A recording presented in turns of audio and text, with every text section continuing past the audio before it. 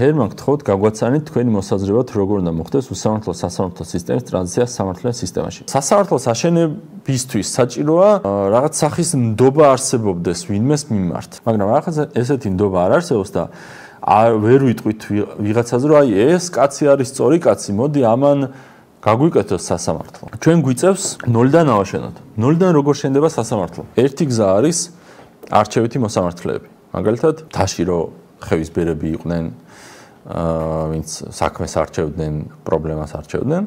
აი ტრადიცია რომ გავიხსენოთ, ნამდვილი ქართული ტრადიცია.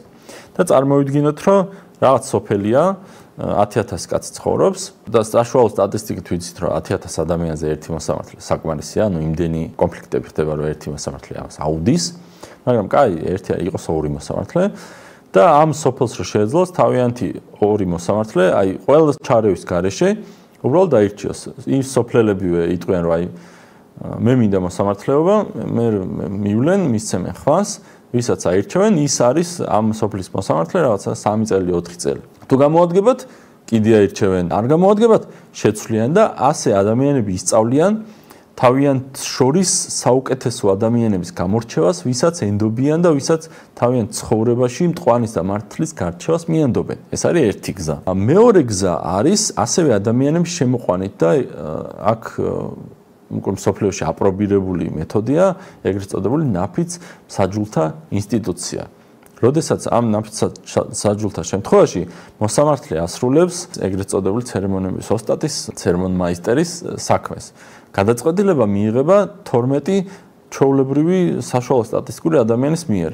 ვიღაცამ ვიღაც მოკლა ამ საქმეზე შემთხვევით შერჩევით ვიღაც 12 ადამიანს შეარჩევენ, ამ ადამიანების წინ ამ საქმეს გაარჩევენ, ორივე მხარის ადვოკატი მოყვება თავის მხარის დაცვას, ბრალდებას და შემდეგ ეს ადამიანები ერთხმად იღებენ გადაწყვეტილებას, ვინ არის მტყვანი, ვინ მართალი.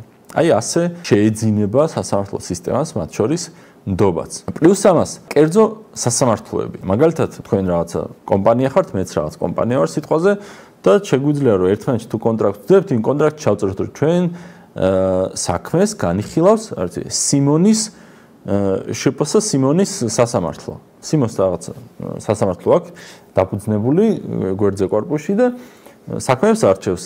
და იქ კონტრაქტში ჩავწერთ რომ ჩვენ საქმეს განიხილავს თუ კონფლიქტი გვაქვს სიმონის სასამართლო, არის ბრიტანული კანონმდებლობით, ან ქართული კანონმდებლობით, ან შვეიცარიული კანონმდებლობით, რომელიც მოგწონს, რაზეც შევთანხმდებით მე და თქვენ.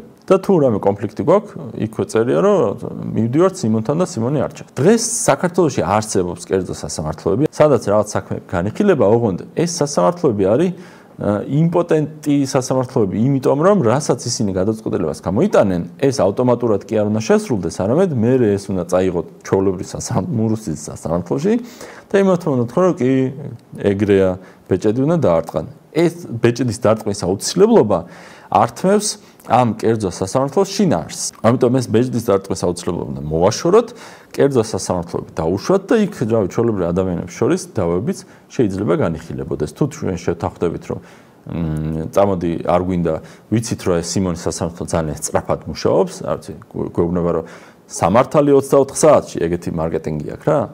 ავდგებით და თუ გვეჩქარება უცებ რაღაც მოგვივიდა კონფლიქტი და აი ძალიან გვეჩქარება რა რაღაც, იმიტომ რომ ხვალ უნდა გავფრინდე სიტყვაზე და მოდი დროზე მორჩეთ, წამო აი ის ვის აქვს უცებ სწრაფი სასამართლო, მაგას სიმონთან მივალთ სიმონთან.